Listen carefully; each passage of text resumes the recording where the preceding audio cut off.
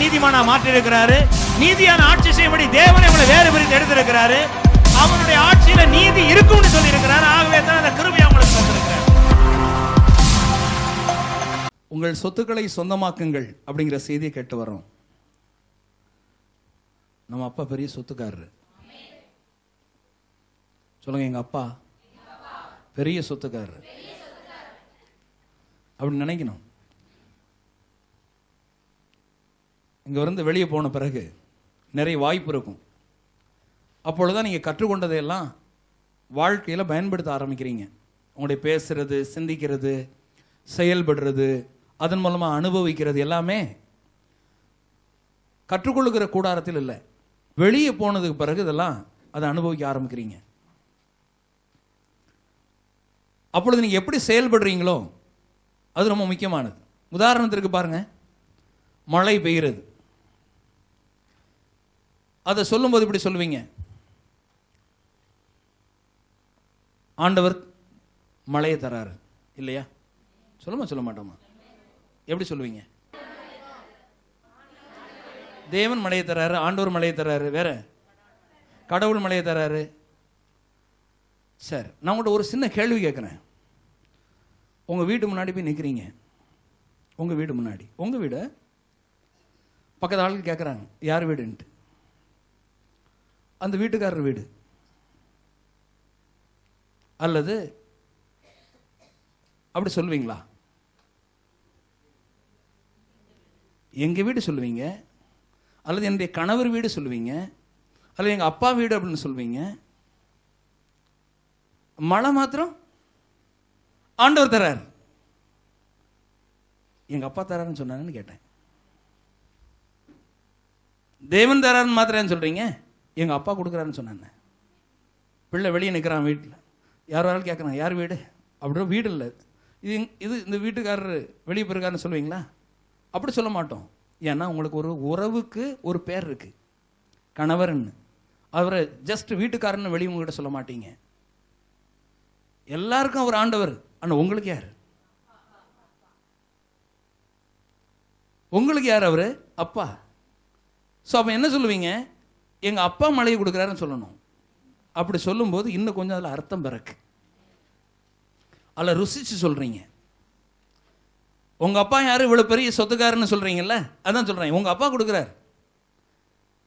இந்த பாசம் நிறைந்த, இப்படிப்பட்ட உறவு நிறைந்த, இப்படிப்பட்ட ஒரு விசுவாசம் நிறைந்த, எதை கற்றுக்கொள்கிறோமோ அதிலிருந்து சில ஒரு மாற்றக்கூடிய ஒரு நினைவுகளையும் உள்ளங்களையும் உடையவர்களாக நம்ம இருக்கிற பொழுது உங்களுடைய வார்த்தைகளில் அர்த்தம் பிறந்துச்சுன்னா உங்களுடைய வாழ்க்கையிலே ஒரு வல்லமை பிறக்கு.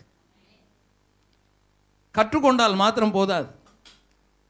ஏதோ ஒரு நபர் அல்ல ஆண்டவர் என்று சொல்லுகிற அந்த வார்த்தையில் பொதுவாய் உலகத்தில் பேசுகிற பொழுது கூட ஒரு உறவு நிலையை முதலாவது நீங்கள் முக்கியப்படுத்த அறிந்து கொண்டிருக்க வேண்டும். என்றைக்கு எங்கள் அப்பா தர்றார் அப்படின்னு சொன்னாலே உங்கள் அப்பாவுக்கும் உங்களுக்கும் உள்ள உறவை நீங்கள் மேம்படுத்துகிறீர்கள்.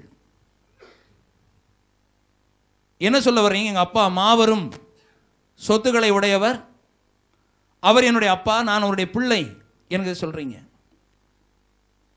இயேசு கிறிஸ்து பப்ளிக் மீட்டிங்லாம் என்ன பேசினார்னா, பிதாவே பிதாவே பிதாவே அப்படின்னு சொல்றாரு. பிறகு நாம் பார்க்கிறோம் ரோமர்கள் நிருபம் 8வது அதிகாரத்தில் அப்பா பிதாவி என்று கூப்பிட பண்ணுகிற புத்திர சுவிகாரத்தின் ஆவியை தந்தார். எல்லாருமே ஆண்டவர்னு சொல்றாங்க. மற்றவங்கள்ட்ட கேட்டால், ஹிந்திக்காரங்க கேட்டால் சொல்லுவாங்க भगवान देते हैं, ऊपर वाला देते हैं. बारिश कौन देते हैं? बरसात ऊपर वाला. மழை யார் கொடுக்கிறார்? ஆண்டவர் கொடுக்கிறார். நாம் என்ன சொல்லணும்? அப்பா பிதாவே என்ற புத்திர சுவிகார ஆவியை பெற்றவன் எங்க அப்பா தர்றாரு. ரெண்டுலையும் வித்தியாசம் இருக்கிறது. ஆண்டவர்னு சொல்லலாம், தப்பே கிடையாது. ஆனால் அப்பான்னு சொல்லும்போது ஒரு உறவை நீங்கள் அங்கீகரிக்கிறீர்கள். உங்களுக்குள்ள ஒரு பெருமாற்றம் நடைபெற ஆரம்பிக்கிறது. ஆமென், அல்லேலூயா. அதனால சொல்லுங்க, எங்க அப்பா. சொல்லுங்க, எங்க அப்பா பெரிய சொத்துக்காரரு. எங்க அப்பா பெரிய சொத்துக்காரரு. அந்த சொத்துக்காரர் உங்களுக்கு சொத்தை கொடுக்காம இருந்தா பிரச்சனை. உங்க அப்பா உங்களுக்கு ரொம்ப சொத்தவே கொடுத்துருக்கிறார். வேதாந்தத்தில் படிக்கிற பொழுது கிறிஸ்துவோடு கூட சரிநிகர் பாத்தியதை உங்களுக்கு தரப்பட்டிருக்கிறது. இந்த சரிநிகர் பாத்தியதை என்பது அவருடைய சந்தோஷம், சமாதானம், மகிழ்ச்சி, பேரின்பம், ஆனந்தம், ஆரோக்கியம், எவைகள் இயேசு உடையவராய் இருக்கிறாரோ அவைகளை எல்லாம் நாம் உடையவர்களாய் இருக்கும்படியாக தரப்பட்டிருக்கிறது. பரலோகத்திற்கு போன பின்பல்ல, பூமியிலேயே அவைகள் தரப்பட்டிருக்கிறது. சரிநிகர் ஆசீர்வாதம். கிறிஸ்துவோடு கூட உடல் சுதந்திரராய் நாம் இருக்கிறோம் என்கிறதெல்லாம் பார்க்கிறோம். இன்றைக்கு அனுபவத்தில் அவைகள் இல்லை. ஆகவே அவைகளை எப்படி அனுபவமாக்கி கொள்வது? ஆகவே நாம் கற்றுக்கொள்ளுகிற ஒரு பகுதியிலே நாம் வாழ்கிறோம். ஒரு ப்ராசஸ்ல கற்றுக்கொண்டால் எவைகளை அறிகிறோமோ அறிய அறிய அந்த காரியங்களை நாம் பெற்றுக்கொள்ள ஆரம்பிக்கிறோம். இன்றைக்கு வந்திருக்கிற ஒவ்வொரு தேவனுடைய பிள்ளைகள், கேட்கிற ஒவ்வொரு தேவனுடைய பிள்ளைகளும் தேவனுடைய சொத்துக்கள் நமக்கு தரப்பட்டிருக்கிறது. அவைகள் கிறிஸ்துவுக்குள் தரப்பட்டிருக்கிறது. அவைகளை நான் எப்படி பெற்றுக்கொண்டு அப்படி எப்படி அனுபவிப்பது? அப்படி அனுபவிக்கிற பொழுதுதான் தேவனுக்கு மகிமையே போகுது. ஏன்னா தேவன் நம்மை பிள்ளை என்று பார்க்கிறார். அவர் எல்லாவற்றையும் தந்து விட்டு அனுபவிக்கும்படியாய் சொல்லியிருக்கிறார். அதே போல் உலகம் முழுவதிலும் இருக்கிற ஜனங்கள் எல்லாம் நம்மை பார்த்து அவர்களும் பெற்றுக்கொள்ளும்படியாகவும் அவர்களும் நிறைந்த ஆசீர்வாதத்தோடும் வாழ வேண்டும்படியாய் தேவன் விரும்புகிறார். ஏன்னா நம்முடைய தேவன் ஒரு ஆசீர்வாதத்தின் தேவன். ஆமென். அதற்கு கடந்த வாரத்திலே கவனித்தோம். விசுவாச ஜெபம் எப்படி அந்த சொத்துக்களை எல்லாம் நமக்கு பெற்று தரும்படியாய் கர்த்தர் கொடுத்திருக்கிறார் என்பதை பார்த்தோம். அந்த ஜெபத்தை எப்படி பயன்படுத்த வேண்டும் என்று கவனித்தோம். இந்த வாரத்திலே நிறையதையே சொல்லிக்கொண்டே போகலாம். ஜெபத்தை குறித்தே நான் நுழைந்து விடலாம். இன்றைக்கு நான் அப்படி சொல்லவில்லை. வேறு ஒரு வசனத்தை நாம் இன்று தியானிக்க இருக்கிறோம். மத்தேயு 16:19.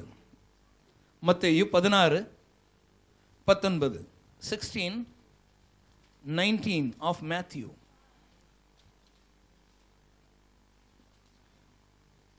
பரலோக ராஜ்யத்தின் திறவுகோல்களை நான் உங்களுக்கு தருவேன். பூலோகத்திலே நீ கட்டுகிறது எதுவோ அது பரலோகத்திலும் கட்டப்பட்டிருக்கும். பூலோகத்திலே நீ கட்டவிழ்ப்பது எதுவோ அது பரலோகத்திலும் கட்டவிழ்க்கப்பட்டிருக்கும் என்றார். இப்பதான் சொன்னேன், நம்ம அப்பா எதை தராரு? சாவி. பாருங்க, நம்ம வீட்டுக்குடைய சாவியை நமக்கு கொடுத்து ஒரு ஆள் கொடுத்தாச்சுனால வீட்டுக்கு ஓனர் மாதிரி நம்ம ஆயிடுறோம். பிறகு வீட்டை பூட்டுறதும் திறக்கிறதும் நம்மிடத்து தான் இருக்கு. சாவி இங்க கொடுக்கப்படுகிறது, பூட்டுறதுக்கும் திறக்கிறதுக்கும். சாவி மாத்திரல்ல, சாவிகள் என்று சொல்லப்பட்டிருக்கிறது. சாவிகள் நமக்கு தந்தாச்சுனால நம்ம வீடு, நம்மகிட்ட அதிகாரம் வந்துன்னு அர்த்தம். வேற யாரும் திறக்கவோ போட்டவோ முடியாது. சாவி நம்ம கையில் இருக்கு, இல்லையா? ஆமென். இப்படி வச்சுக்கலாம். சாவி நம்ம கையில் கொடுத்துட்டு நம்ம அப்பா நம்ம பின்னால் நிற்கிறாரு. சாவியெல்லாம் தந்துட்டேன். இந்த வீட்டில் ஆசீர்வாதம் அப்படிங்கிற ரூம் இருக்கு, சந்தோஷங்கிற ரூம் இருக்கு, குடும்ப வாழ்ங்கிற ரூம் இருக்கு, ஆரோக்கியங்கிற ரூம் இருக்கு, பிள்ளைகள் வாழ்வு என்கிற ரூம் இருக்கு. அப்படின்னு ஒவ்வொரு ரூமா ஒரு அறையா எல்லாம் இருக்கிறது. எல்லாம் சேர்த்து ஒட்டு மொத்தமாக சாவி இல்லை, சாவிகளெல்லாம் கொடுத்துருக்குறேன். இல்லை, பரலோக ராஜ்யத்தின் திறவுகோல்களை சொல்லியிருக்கிறாரா? ஆமென். பிறகு கொடுத்துட்டு அவர் சொல்றார், நான் என் பாசையில் பேசுறேன். நீ திறக்கிறது எதுவோ அதெல்லாம் திறக்கும், நீ பூட்டுறது எதெல்லாம் பூட்டும். நீ கட்டுறதெல்லாம் கட்டப்படும், நீ கட்டவிழ்ப்பதெல்லாம் கட்டவிழ்க்கப்படும். திறவுகோல் தானே சொன்னார். ஆமென்.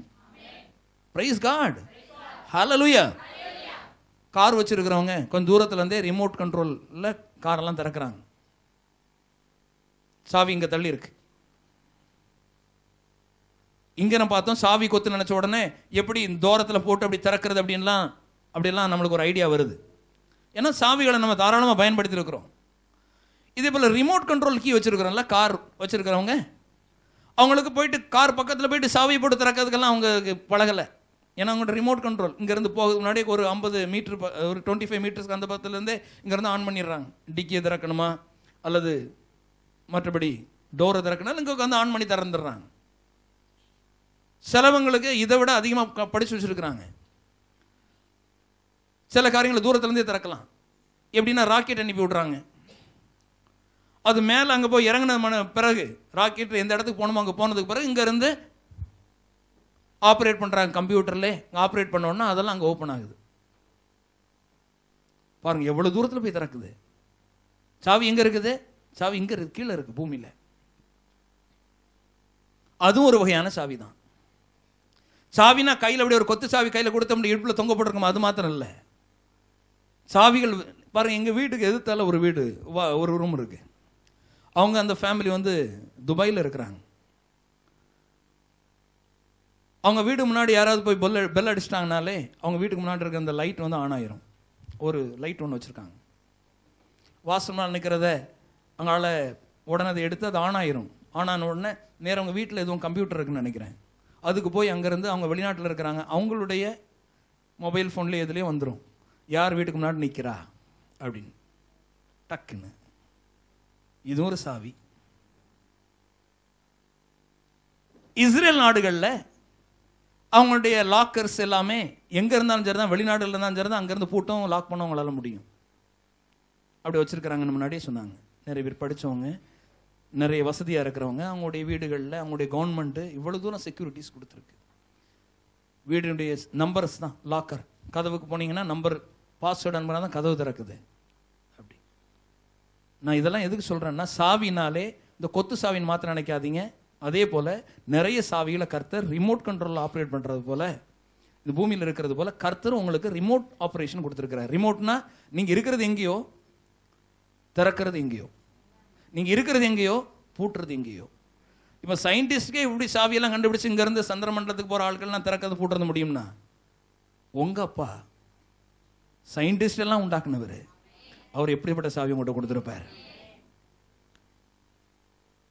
புரிஞ்சுங்களா? உங்கள் அப்பா யாருன்னு இப்போ சும்மா ஆண்டவர் ஆண்டவர்னு சொல்லாதீங்க, கர்த்தாவே கர்த்தாவே.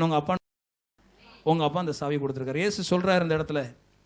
இப்போ மறுபடி படிக்கலாம், இதை மறுபடி படிப்போம். இந்த வசனத்தை சேர்ந்து படிக்கலாமா? படிங்க. பரலோக ராஜ்யத்தின் திறவுகோல்களை நான் உனக்கு தருவேன். பூலோகத்தில் நீ கட்டுகிறது எதுவோ அது பரலோகத்திலும் கட்டப்பட்டிருக்கும், பூலோகத்தில் நீ கட்டவிழ்ப்பது எதுவோ அது பரலோகத்திலும் கட்டவிழ்க்கப்பட்டிருக்கும் என்றார். பூமியில எதை பூற்றியோது ஆகாய மண்டலத்திலும், பரலோகம் என்று சொல்வது ஆகாய மண்டலம் அல்லது ஆவிக்குரிய உலகம். ஹெவன் இங்கிலீஷில் சொல்லியிருக்கிறது அதுதான். பரலோகம்னா சொர்க்கம் நினைச்சிடாதீங்க, ஆவிக்குரிய உலகம், ஆகாயம். பூமியில இருந்தே நீங்க கட்டவும் முடியும், அவிழ்க்கவும் முடியும், அல்லது பூட்டவும் முடியும், திறக்கவும் முடியும். அப்படிங்கிற ஒரு மாபெரும் சாவிகளை நான் உங்களுக்கு தந்தேன்னு சொல்லாம தருவேன் என்று சொன்னார் என்று பார்க்கிறோம் இந்த வசனத்திலே. தருவேன்னு சொல்லியிருக்கிறா, தந்திருக்கிறேன் என்று சொல்லியிருக்கிறதா? தருவேன்னா இதுவரையில கொடுக்கலன்னு அர்த்தம். எதுவரையில் இயேசு கிறிஸ்து இந்த வார்த்தையை பேசுகிற வரையில் கொடுக்கவில்லை. எப்பொழுது கொடுத்தார்? கல்வாரியிலே மரித்து உயிரோடு எழுந்த பின்பு இந்த சாவிகளை எல்லாம் கொத்தா நம்ம கையில் கொடுத்தார் என்று நம்ம வேதாகமத்தில் பார்க்கலாம். முதல்ல இந்த சாவி கொத்துக்கு முன்னால என்ன ரகசியம் அடங்கியிருக்கு, இதில் என்னெல்லாம் இருக்கிறது, அப்படி இதெல்லாம் எப்படி அனுபவிக்க முடியும்? இதில் இருந்து என்ன தெரியுது? ஒரு வீட்டை கொடுத்தா மாத்திரம் போதாது, அது சாவி கொடுக்கலன்னா உள்ள இருக்கிறத அனுபவிக்க முடியாது. அதே போல கர்த்தர் நமக்கு ஆசீர்வாதத்தை கொடுத்துன்னு சொன்னா மாத்திரம் போதாது, அந்த சாவியெல்லாம் கொடுத்து எப்படி அனுபவிக்கிறது, அது எப்படி பூட்டுறது, எப்படி திறக்கிறது அப்படிங்கிற எல்லா காரியத்தையும் நம்மகிட்ட கொடுத்துட்டார். இவ்வளவு சாவியெல்லாம் நமக்கு தரப்பட்டிருக்கிறது அப்படிங்கிறத பார்க்க போறோம். பாருங்க, முதலாவது ஆதாம். பாருங்க, முதலாவது இன்னொன்று புரிஞ்சுக்குவாங்க. இந்த பூமிக்கு யார் அதிபதி? தேவனா பிசாசா? தேவனா பிசாசா? பூமிக்கு யாரு ஆண்டவர்? பூமிக்கு யாரு அதிபதி? யாரு? பிசாஸ். பூமிக்கு யார் அதிபதினா பிசாஸ். அது முதல்ல தெரியணும். அவன் பூமியில அதிபதியா இருக்கிறதுனால தான் நம்ம வாழ்க்கையை பத்திரமா பாதுகாக்கிறதுக்கு சாவி தேவைப்படுது, இல்லையா? சரி, இப்போ பாருங்க, கர்த்தர் நம்ம கையில சாவியை கொடுத்துட்டு பூட்டு தரேன்னுலாம் சொல்லிட்டார். அவர் பின்னால் நிற்கிறார். இப்போ நான் பின்னால் ஆண்டவரே பூட்டும் தரேன்னு சொன்னா அவரால் செய்ய முடியுமா? சாவி உங்க கையில் இருக்கு, உங்க அப்பா பின்னால் நிற்கிறாரு, பிள்ளை முன்னால் நிற்கிறாரு, முடியுமா? உங்கள் அப்பாவால் முடியுமா? அப்போ முடியுமா? இதே விசுவாசிங்க. கர்த்தர் அதை தான் சொல்கிறார். நிறைய நேரத்தில் ஆண்டவர் ஏதோ செய்ய வேண்டியது இருக்குது, பாக்கி வச்சிருக்கிறா அப்படிங்கிறது போல நிறைய கிறிஸ்தவர்கள் பார்க்குறாங்க.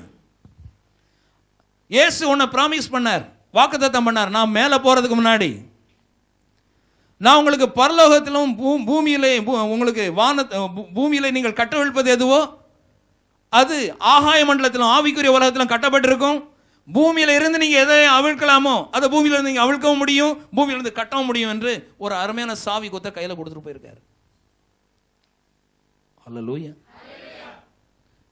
அதனால எல்லா திறமைகளும் நமக்கு உங்கள்ட்ட இருக்கு, உங்களோட அதிகாரங்கள் உங்களுக்கு தரப்பட்டிருக்கிறது என்பதை பார்க்க போறோம். ஆதாம் முதல்ல பூமியினுடைய அதிபதியா இருந்தான். ஆதியாகமத்தில் பார்க்கிறோம் 1வது அதிகாரம் 26 28 வரை உள்ள வசனங்களை பார்க்கிற பொழுது, எல்லாவற்றையும் நீ ஆண்டு கொள்வாய் என்று ஆதாம தேவன் ஆசீர்வதித்தார் என்று பார்க்கிறோம். பூமியினுடைய அதிபதி ஆதாம் அல்லது பூமியினுடைய அதிபதி மனுஷன். ஆதாம் ஒரு சொல்லுக்கு குறிப்பிடப்பட்டிருக்கிறது. பூமியினுடைய அதிபதி மனுஷன். பூமியிலே அவன் ஆண்டு கொள்ள முடியும், அவன் கட்டவும் முடியும், அவிழ்க்கவும் முடியும். பூமியினுடைய அதிபதி, பூமியை ஆளக்கூடிய திறமை மனுஷனுக்காய் கொடுக்கப்பட்டிருந்தது. பிசாசு வந்தான், பாவத்தை ஆதாம் கையில் கொடுத்தான், சாவியை வாங்கிட்டு போயிட்டான் அல்லது அதிகாரத்தை எடுத்துக்கொண்டான் அல்லது பூமியினுடைய அதிபதி என்கிறத அவன் எடுத்துக்கொண்டான். என்னத்தை கொடுத்தான்? பாவத்தை கொடுத்தான், நல்லதை எடுத்துட்டான். மனிதன் ஏமாந்து போனான், பூமியினுடைய அதிபதியாய் பிசாசு மாறிவிட்டான். அதனால இயேசு வந்தார், இழந்து போனதை தேடவும் ரட்சிக்கவுமே மனுஷகுமாரன் வந்தார் என்று நாம் பார்க்கிறோம். இப்பொழுது மறுபடியுமாய் ஆதாம் இடத்திலிருந்து அவன் பறித்து கொண்ட அந்த அதிகாரத்தை பிடுங்கி பூமியிலே இப்பொழுது யார் அதிபதி? இன்னும் பிசாசு தான் அதிபதி.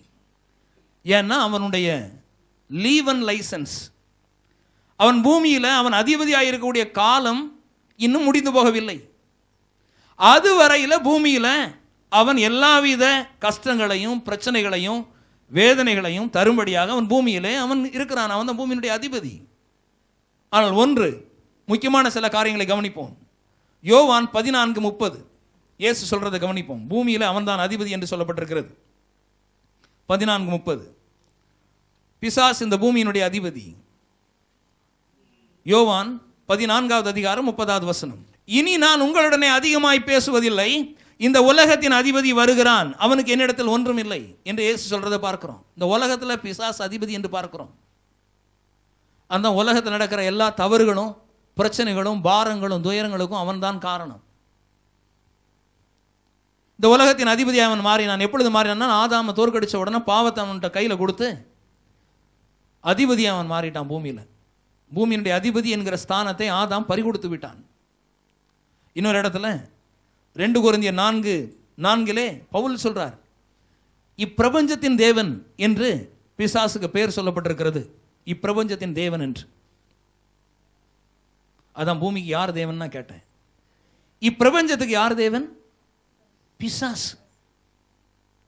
தேவன் என்றால் அர்த்தம் என்ன? ஆளுகை செய்கிறவன் என்ற அர்த்தம். இப்பிரபஞ்சத்திற்கு அவன் தான் தேவன். அதனால தான் எல்லா அட்டூழியங்களும் நடைபெறுகிறது என்று பார்க்கிறோம். ஆனால் இந்த சூழ்நிலையில் இயேசு ஒன்றை சொல்லுகிறத பாருங்க. மத்தேயுல அவர் சொல்றார், பூமியிலே நீங்கள் கட்டுகிறது எதுவோ அது பரலோகத்திலும் கட்டப்பட்டிருக்கும், பூமியிலே எவைகளை நீங்கள் கட்டவிழ்ப்பீர்களோ அவைகள் பரலோகத்திலும் கட்டவிழ்க்கப்பட்டிருக்கும் என்றார் என்று பார்க்கிறோம். நான் ஒரு சாவியை தருவேன்னார். எப்போ தராரு? உயிரோடு எழுந்தது பிறகு அந்த சாவியை கொடுக்கிறார். மத்தேயு எழுதின சுவிசேஷம் 28வது அதிகாரத்தில் 18வது வசனத்தை பார்க்கிறோம். வானத்திலும் பூமியில் உள்ள சகல அதிகாரமும் எனக்கு தரப்பட்டிருக்கிறது என்று மத்தேயு 28 அவர் சொல்றதை கவனிக்கிறோம். மத்தேயு 28:18 அப்பொழுது இயேசு சமீபத்தில் வந்து அவர்களை நோக்கி, வானத்திலும் பூமியிலும் சகல அதிகாரம் எனக்கு கொடுக்கப்பட்டிருக்கிறது, ஆகையால் நீங்கள் புறப்பட்டு போய் இந்த சகல அதிகாரத்தையும் என்னெல்லாம் அதிகாரம்லாம் ஆதாம் இழந்து போனானோ எல்லா அதிகாரமும் இயேசுக்கு கொடுக்கப்பட்டது. எப்பொழுது ஒரு மரித்து உயிரோடு எழுந்த பின்பு இயேசு கொடுக்கப்பட்டதினாலே எல்லா அதிகாரத்தையும் இப்பொழுது வாங்கி மத்தேயு 16:18 என்னத்தை சொன்னாரோ நான் தருவேன்னு அதை இப்போ கொடுக்கறத பார்க்கிறோம். அல்லேலூயா. மத்தேயு 16:18 சொன்னார்ல, நான் தருவேன், பரலோக ராஜ்யத்தினுடைய திறவுகோல்களை நான் உனக்கு தருவேன்னு சொன்னார்ல. வான மண்டலங்களை திறக்கக்கூடிய அந்த சாவிகளை தருவேன்னு சொன்னார் பாருங்க. ஆல் கீஸ், எல்லா சாவியும். என்ன சாவி? நாம பூமியில ஒரு ராஜரிகமான வெற்றிகரமான வாழ்வை வாழக்கூடிய சொத்துக்களுடைய சாவிகளை, நம்முடைய வாழ்வினுடைய சாவிகளை பாருங்க. கார் திறக்கிறதுக்கு ரிமோட் இதே போலதான். இப்பொழுது ஒரு கீ, எல்லா கீயும் இப்படி வச்சு திறக்க வேண்டிய அவசியம் இல்லைங்க. இந்த சாவிகளையும் கர்த்தர் நமக்கு கொடுத்துருக்கிறத பார்க்கிறோம். இந்த சாவிகளை தற்சமயம் பயன்படுத்துறது பிள்ளை, அப்பா இல்லை. அப்பா என்ன பண்ணாரு? பிள்ளை கொடுத்துருக்கிறாரு. ஏன்னா மாபெரும் சொத்துக்களின் அதிபதி நம்முடைய சொத்துக்களை எல்லாம் கிறிஸ்துவுல கொடுத்துட்டு சாவிகளை பயன்படுத்து என்றார். என்ன அவர் சொல்றார்? சாவிகளை சும்மா வச்சிருக்க கூடாது, பிரயோஜனமே கிடையாது. சாவிகளை சும்மா வச்சிருந்தா ஒரு பிரயோஜனம் இல்லை. சாவிகள் நம்மிடத்தில் தரப்பட்டிருக்கிறது என்றால் செயல்படுத்தப்படுவதற்காகவே தரப்பட்டிருக்கிறது. அவர் சொன்னார், நீ கட்டுகிற பொழுது கட்டப்படுகிறது, நீ திறக்குகிற பொழுது அது திறக்கிறது, கட்டவிழ்க்கும் போது கட்டவிழ்க்கப்படுகிறது என்று அவர் சொன்னார். அல்லது கட்டுதலும் கட்டவிழ்த்தலும் தேவனுடைய பிள்ளைக்கு, அப்பா தன்னுடைய பிள்ளைக்கு கொடுத்திருக்கிற அதிகாரம் என்பதை ஒவ்வொரு பிள்ளையும் புரிந்து கொள்ளுகிற வேளையிலே சொத்துக்கள் எல்லாம் சுதந்திரமாக்கப்படுகிறது. ஹல்லேலூயா. ஆகவே கட்டுதலையும் கட்டவிழ்த்தலையும் குறித்து கவனிக்க போறோம். எபிரேயர் 2வது அதிகாரம் 14-15, எபேசியர் 1, கொலோசையர் 2, இந்த வசனங்கள் எல்லாம் பார்க்கிற பொழுது பிசாசானவன் இயேசு கிறிஸ்துவால் தோற்கடிக்கப்பட்டு எல்லா அதிகாரம் பறிக்கப்பட்டதை குறித்து அவைகள் சொல்லுகிறது. மத்தேயு 28:19 வரலாம். 19 படிங்களேன். 19 இப்ப படிச்சல அதே தான். 19 படிங்க. ஆகையால் நீங்கள் புறப்பட்டு போய் சகல ஜாதிகளையும், போதும் சாவிகள் கையில் கொடுக்கப்பட்ட உடனே சகல ஜாதிகளையும் சீஷராக்கக்கூடிய வேலையெல்லாம் நடக்க ஆரம்பிக்கி. ஆமென், ஆமென், ஹல்லேலூயா. பாருங்க, இந்த அதிகாரம் கிடைச்ச உடனே சகல ஜாதிகளையும் சீஷராக்குறது எளிதாயிருது. அவர் சொன்ன, ஏன்னா அந்த கட்டுதல் அவிழ்த்தல் தான் நிறைய காரியம் இருக்கு. கட்டுதல்லையும் கட்டுவிழ்த்தல்லையும் அந்த காரியத்தை புரிந்து கொள்வோம். சங்கீதம் 23:5 வரலாம். அதை படிங்க. சங்கீதம் 23:5. சங்கீதம் 23:5.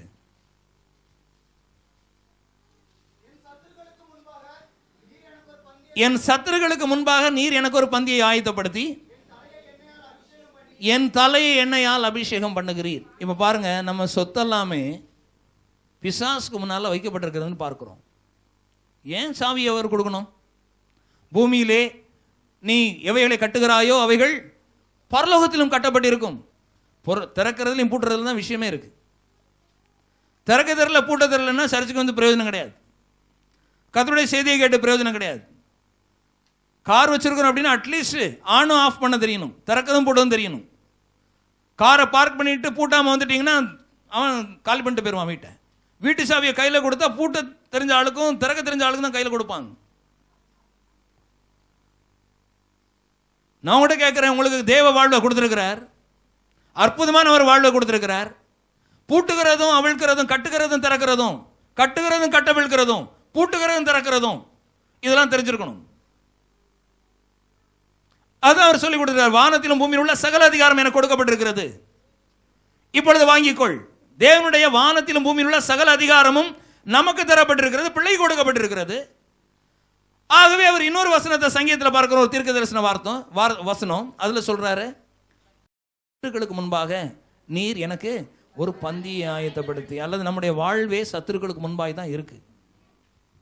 ரகசியமான வாழ்வு இல்லை, ஓப்பன். உறறிஞ்ச உண்மை. நம்ம சொந்த பிசாசு நிற்கிறான். நம்ம செய்யறது அவனுக்கு பிடிக்கல. எப்படா காலை தட்டி விடலான்னு இருக்கிறான். ஓடுற ஓட்டத்தில் குடும்ப வாழ்க்கையில் பிரச்சனை கொண்டு வரலான்னு நிற்கிறான். பிள்ளைகள் வளர்ப்பில் இடையூறுகளை ஏற்படுத்தலான்னு இருக்கிறான். அதனால தான் நம்மளுக்கு சாவி தரப்பட்டிருக்கிறது. கண்ணும் கருத்துமா நம்முடைய குடும்ப வாழ்க்கையை வாழ வேண்டும். ஆரோக்கியம் பறிக்கப்படக்கூடாது, செழுமை பறிக்கப்படக்கூடாது, பொருளாதார நிலைக்கு சீரழியக்கூடாது. நமக்கு சாவி எதற்காக தரப்பட்டிருக்கிறது? சென்சிட்டிவா சாவி யார் கையிலையும் போனால் அவன் திறந்துட்டு போயிடுவான், அல்லது கதவை திறந்து போட்டு அவன் சூறையாடிட்டு போயிடுவான் பிசாஸ். ரொம்ப முக்கியமானது. அதனால தான் உங்களுடைய பிள்ளை வளர்ப்பு, குடும்ப வாழ்வு, படிப்பு, வேலை, பொருளாதாரம், சந்தோஷம், சமாதானம், திருமணம் எல்லாமே ரம்யமாக இருப்பதற்காக சாவி தரப்பட்டிருக்கு. இப்போ உங்ககிட்ட தான் இருக்கு சாவி. சாவி கர்த்தரிடத்துல இல்லை. புரியுதா புரியலையா? ஆண்டவர்கிட்ட சாவி இருக்கு. ஆண்டவரே எங்களை பாரும், கதவை திறந்துரும், இதான் கிடைக்க மாட்டேங்க ஆண்டவரே அப்படிங்கிறவங்க உலகத்தார்கள். பிள்ளை அப்படி கேட்க மாட்டாங்க. அதனால நான் முதல்ல சொன்னேன், உங்க அப்பா மழையை பெய்ய பண்ணுகிறார். அக்கம் பக்கத்தில் இருக்கும்போது சொல்லணும், மழை எப்படி உண்டாதுன்னு கேட்டா, எல்லாம் அல்ல இறைவன், கடவுள், ஆண்டவர். அப்படிலாம் பேசாதீங்க. ஆமென். Praise God. என்னுடைய மனைவியே அந்த ஸ்திரீ எப்படின்னு சொன்னோம்னா எப்படி இருக்கும்? ஏதோ ஒன்று சொல்லிடுவாங்க. பயம், சொல்லக்கூடாது, தப்பு. இன்னொன்று அன்புள்ளவங்க அப்படி சொல்ல மாட்டேன், அது ஒரு ஸ்திரீன்னு சொல்லணுமா? நான் சொல்ல மாட்டேன். உங்கள் கணவரை பார்த்து அந்த ஆம்பளையாள் அப்படி சொல்லுவீங்களா? பின்னால் இருந்து கேட்டாருன்னா எப்படி இருக்கும்?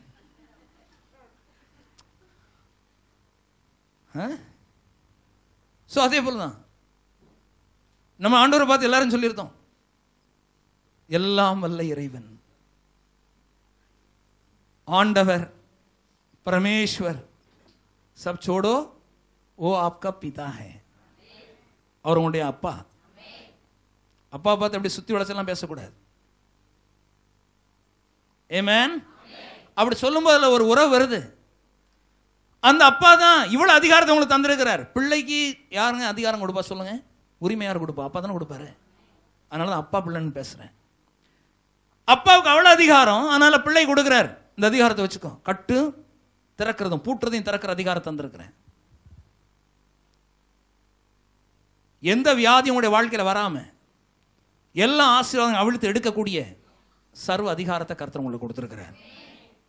வியாதிகளை வாங்குறதும் ஆசீர்வாதத்தை வாங்குறதும் சாவிகளை பயன்படுத்துற முறையில் அது இருக்கிறதே தவிர வேற எதுலையும் இல்லை.